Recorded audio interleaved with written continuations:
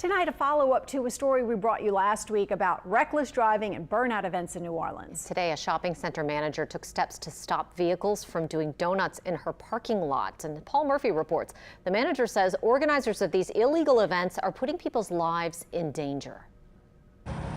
Black tire tracks cover the parking lot of this strip shopping center in the 9600 block of Chef Highway in New Orleans East.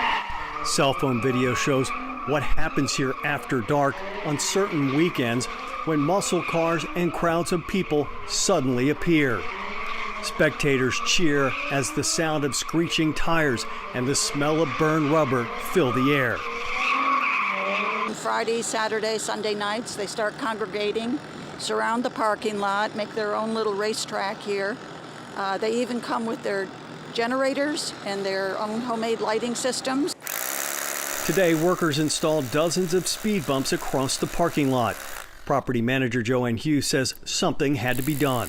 I understand that some of the windows have been hit with the pieces of tire that blow off when they do their donuts and the tires are flying. Installer George Rodriguez hopes the speed bumps make the parking lot less attractive to organizers of illegal stunt shows. If they do a donut on top of it, they might, hit the oil pan, and then that might destroy the car underneath.